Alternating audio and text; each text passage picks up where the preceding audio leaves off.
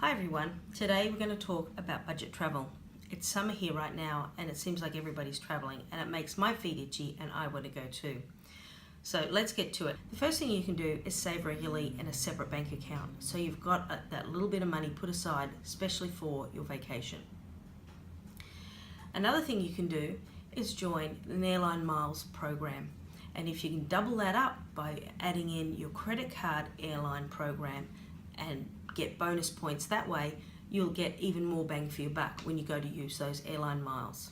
So another thing you can do is search for flights and hotels in incognito mode, and that means that your browsing history is not being tracked by companies. Do you ever come back to look at a flight that you were looking at and the price has gone up? That's probably because you were being tracked, your browsing history was tracked by the company and they know you're interested in it, so they jack up the price. So try incognito mode and see how that goes. There are a number of sites that are really good for finding cheap flights. Groupon is one of them, cheapflights.com is another one. Have a look at those, search all the sites and get a really good feel for what the best price is in incognito mode. Another time that's cheap to fly is in a shoulder period.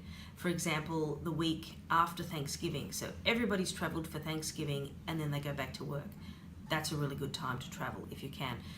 Spring break, either side of spring break, is another really good time too. Think about the airport that you're going to fly into. So it might be cheaper to fly into a less popular airport that's just outside the city. You may get a better deal on that flight that may even offset the transfer with the taxi or public transportation from getting from that airport to where you're staying.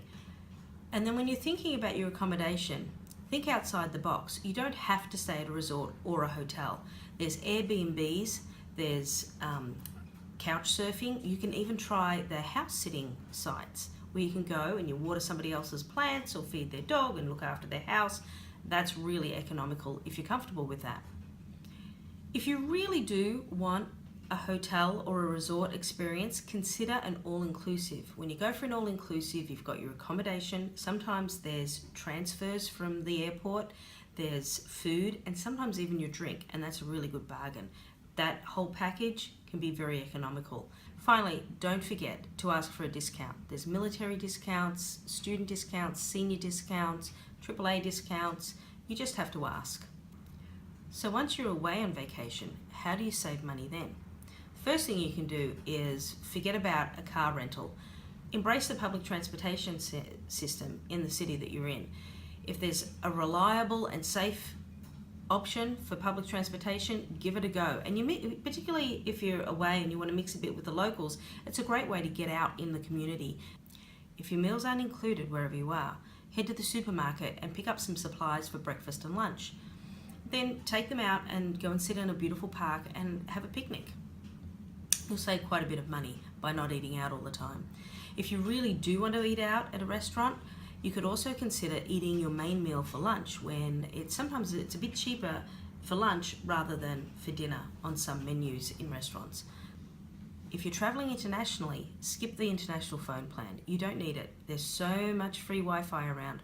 Go to a cafe, hook up to that Wi-Fi, you can update your social media, you can text, you can use apps like Viber or WhatsApp, and you can keep in contact with everybody that way. If you're staying in the US, there are a lot of other useful apps like Gas Buddy.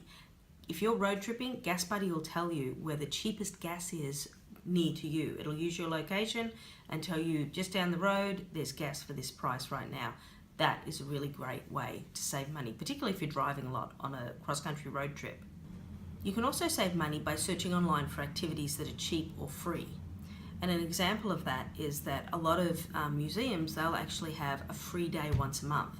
So if that coincides with your trip, that might be a great day to know about. You can go and visit the museum for free on a Wednesday instead of showing up on the Thursday and paying full price.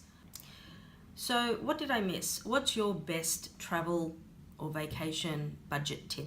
Put it in the comments below. I'd love to hear them, and if you enjoyed this video and found it useful, I'd really appreciate it if you gave it a like.